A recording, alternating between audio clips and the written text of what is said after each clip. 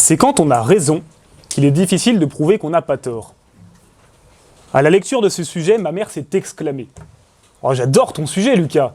C'est l'histoire de ma vie avec toi. » Devrais-je me sentir vexé? Ferait-elle référence à de vagues souvenirs personnels liés à une quelconque mauvaise foi de ma part? Quelle que soit la nature des maux dont elle souffre, j'affirme devant vous que ma mère a tort. Déjà, parce qu'il est toujours difficile de prouver qu'on n'a pas tort.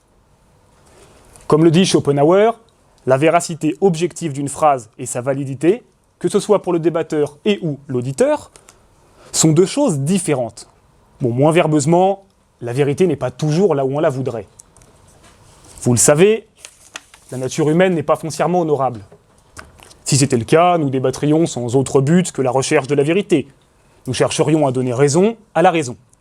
Ce n'est pas le cas. Il est toujours difficile de prouver qu'on n'a pas tort, parce que le prouver, montrer la vérité, nécessite que celui qui nous fait face pense différemment. De là, si nous l'amenons à penser que nous avons raison, alors il doit admettre avoir eu tort. J'ai cherché un exemple pour expliciter mon propos. Un nom. Bon, j'ai fini par en avoir 12, donc je vous propose par conséquent de les amener et les appeler de manière purement fortuite et aléatoire les candidats. Voici un exemple séculaire. Lors des débats, ce sont des murs qui s'affrontent. Chacun a ses raisons, dont découlent des arguments qui doivent être défendus à tout prix. À partir de là, le meilleur comme le pire des arguments aura du mal à passer. Face à une personne extrêmement réticente, il paraît excessivement difficile de le convaincre. C'est une bataille d'arguments. Et celui qui aura les meilleurs la remportera. Bon, ce à quoi vous voulez sans doute me rétorquer, c'est bien joli, sauf qu'un argument n'est pas forcément travaillé. Il peut être faux et c'est de suite plus simple. Effectivement, c'est ce qu'on appelle la dialectique. La dialectique, c'est le fait de jouer avec les mots, de les tourner dans tous les sens pour les plier à notre bon vouloir. Et par conséquent, elle fausse complètement les concepts de tort et de raison. Tenez, prenons un exemple de saison, le réchauffement climatique. C'est un fait, il n'y a pas que l'ours blanc qui s'inquiète que sa banquise fonde. La Terre se réchauffe, et vous pouvez le démontrer, de diverses manières. Un tel viendra vous avertir. Le réchauffement climatique est certes naturel, mais l'espèce humaine l'accélère. Nous l'accélérons à une vitesse exponentielle, une vitesse dangereuse. Il a raison. Il a raison et ses arguments sont valables. Son argumentaire est valable. Il aurait pu préférer vous dire que les humains en sont la seule. Nous sommes l'unique cause au réchauffement climatique. Oh, la substantifique moelle de son argumentaire reste valable. La Terre se réchauffe. Vrai argument, faux argument, le fond, lui, est vrai. Tenez, dans la même idée, un obscur philosophe antique assez méconnu, Machiavel, s'adresse à son prince en ces termes. Les moyens employés peuvent déroger à la vérité sans que celle-ci ne soit abolie. Mais il a tort, je vous l'affirme.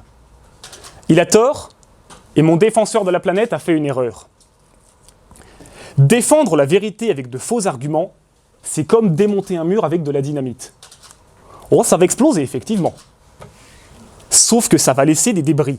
Ça peut vous retomber dessus, et puis de toute façon, ça va laisser de la saleté partout, qu'il faudra nettoyer. Parce qu'on peut éviter l'explosion, mais pas les débris. Lorsqu'on ment, c'est pareil. Déjà sur le coup, la personne en face peut s'en rendre compte, et là vous allez vous trouver marron, rester planté comme des radis. Je vous vois venir, vous allez me dire on peut passer entre les balles. On peut passer entre les balles, ça s'est vu, ça se verra. C'est vrai. Mais dans ce cas, pourquoi le savons-nous? Nous vivons à l'époque de la technologie. Il y avait un témoin. Votre argumentaire a été enregistré, filmé. Il reste des débris. Et vous ne pouvez pas passer outre. Un argument fallacieux ne résistera pas à l'épreuve du temps. Utiliser de faux arguments, c'est comme de défendre un château en emmental. Il y a des trous.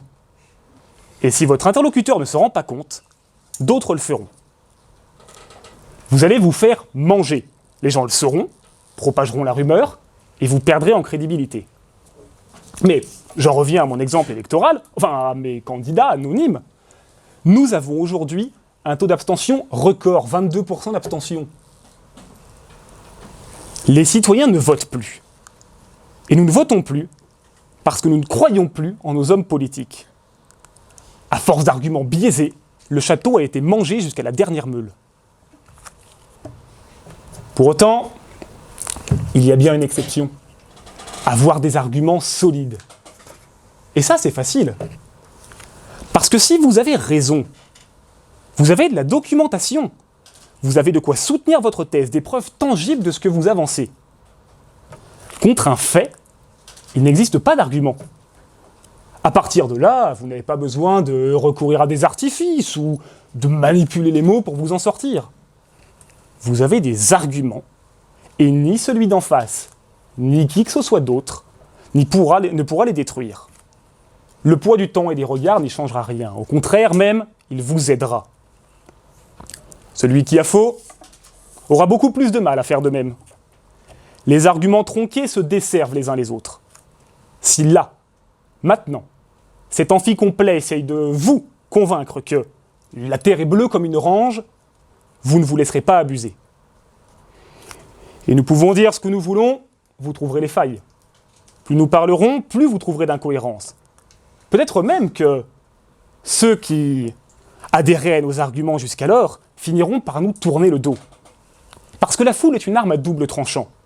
Si vos arguments sont fragiles, elle vous retombera dessus. Voilà pourquoi, si les faux arguments sont légion, ils sont fréquents. Mais les fausses conclusions sont rares. Une conclusion, ça sous-entend une fin, une acceptation. Si vous avez raison, vous pouvez finir. Tout simplement. Et si même après ça, votre détracteur pense encore que vous avez tort, ce n'est pas difficile de prouver que vous avez raison. C'est impossible. Peu importe ce que vous pourrez dire, il ne vous croira pas. Dans ce cas, avoir raison n'entre pas en ligne de compte. À partir de là, il ne vous reste plus qu'une option. Si vous avez raison, mettez celui qui refuse de comprendre dans une foule de gens qui pensent comme vous. Ils vous aideront à le convaincre. Ils auront d'autres arguments, peut-être des cheminements de pensée différents. Quand vous avez raison, l'union fait la force.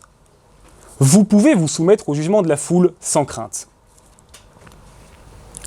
Ainsi, il est toujours difficile de prouver qu'on a raison. Certes, d'aucuns pourraient penser que la dialectique peut nous aider, mais non. Il n'y a qu'une manière de prouver que vous n'avez pas tort. Avoir de vrais arguments. Même le temps mettra la main à la pâte pour vous aider, c'est dire. Tant que vous évitez de mentir, votre public vous aidera.